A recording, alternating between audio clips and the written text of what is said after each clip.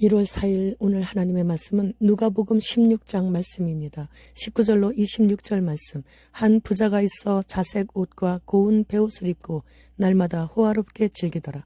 그런데 나사로라 이름하는 한 거지가 헌데투성이로 그의 대문 앞에 버려진 채 그 부자의 상에서 떨어지는 것으로 배불리려 하매 심지어 개들이 와서 그 헌데를 핥더라. 이에 그 거지가 죽어 천사들에게 받들려 아브라함의 품에 들어가고 부자도 죽어 장사됨에 그가 음부에서 고통 중에 눈을 들어 멀리 아브라함의 품에 있는 나사로를 보고 불러 이르되 아버지 아브라함이여 나를 긍휼히 여기사 나사로를 보내어 그 손가락 끝에 물을 찍어 내 혀를 서늘하게 하소서. 내가 이 불꽃 가운데서 괴로워하나이다. 아브라함이 이르되 예 너는 살았을 때에 좋은 것을 받았고 나사로는 고난을 받았으니 이것을 기억하라. 이제 그는 여기서 위로를 받고 너는 괴로움을 받느니라.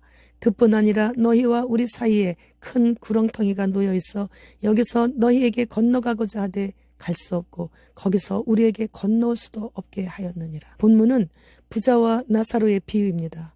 값비싼 염료로 물들인 자색 옷은 주로 왕이나 귀족이나 부자들이 입는 옷인데 오늘 본문의 부자는 이 자색 옷을 입고 고운 베옷을 입고 날마다 잔치를 베풀면서 호화롭게 즐기면서 살고 있었고 부자의 대문 밖에는 그 부잣집의 음식물 쓰레기를 뒤져서 동네 떠돌이개들과 나눠 먹으면서 연명하고 있는 거지 나사로가 살고 있었습니다. 그런데 이 부자는 가난한 자들을 멸시하지도 않았고 냄새난다고 다른 곳으로 가라고 쫓아내지도 않으면서 단지 무관심했기에 지나가면서 나사로를 쳐다봐도 아무런 감정이 없었어요.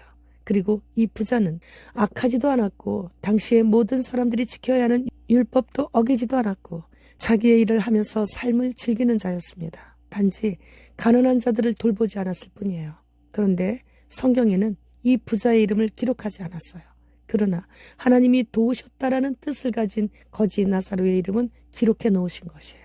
이것은 하나님의 관심은 부자나 권력가에게 있는 것이 아니고 가난한 나사로에게 더 관심을 갖고 계신다는 것이죠. 하나님은 이렇게 가난한 거지 나사로에게 관심을 갖고 계시는데 부자는 그런 자들에게는 전혀 관심을 갖지 않았어요. 당시 부자들은 상에서 떨어진 음식은 세균에 감염된다는 생각에 먹지 않았고 바로 음식물 쓰레기통에 버렸습니다. 마가복음 7장 28절 말씀. 여자가 대답하여 이르되 주여 올소이다마는 상 아래 개들도 아이들이 먹던 부스러기를 먹나이다.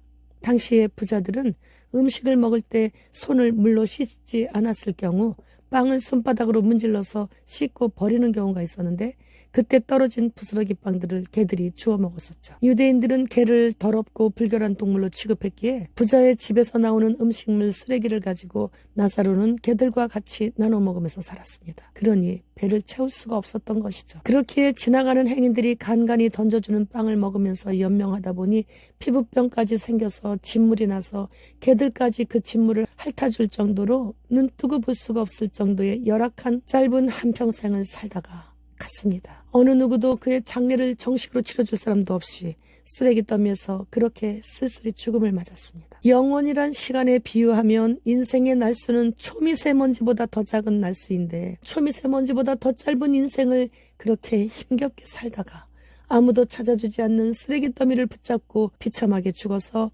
영원히 행복하고 즐거운 곳에서 아브라함 품에 안기게 되었다는 것입니다. 유대인들은 아브라함의 품을 낙원으로 인식하고 있기 때문에 나사로를 아브라함 품에 안겨 있다라고 기록을 한 거예요. 그러나 부자도 어차피 수명을 다해 죽었는데 영원히 사는 음부에서 목말라하며 영원히 고통당하게 되었죠. 잠시 나그네로 살다가는 이 세상을 지금부터 어떻게 살다 가야 할 것인가를 깊이 생각하고 지금 결단을 내려야 합니다. 2023년 마지막 날 김정은이 마무리를 하면서 2024년 초에 남한에 큰 파장을 일으키라며 본격적인 군사적 행동을 하겠다고 했습니다. 북한의 이러한 강경한 전쟁 의지를 밝히자 미국은 발을 슬슬 빼겠다는 그런 제스처를 썼습니다. 북한이 남한을 침공하겠다고 김정은이가 직접 밝혔는데도 대부분의 남한 사람들은 양치기 소년의 말로 들어 대수롭지 않게 생각하고 있는 것을 봅니다. 송명희 시인의 표에서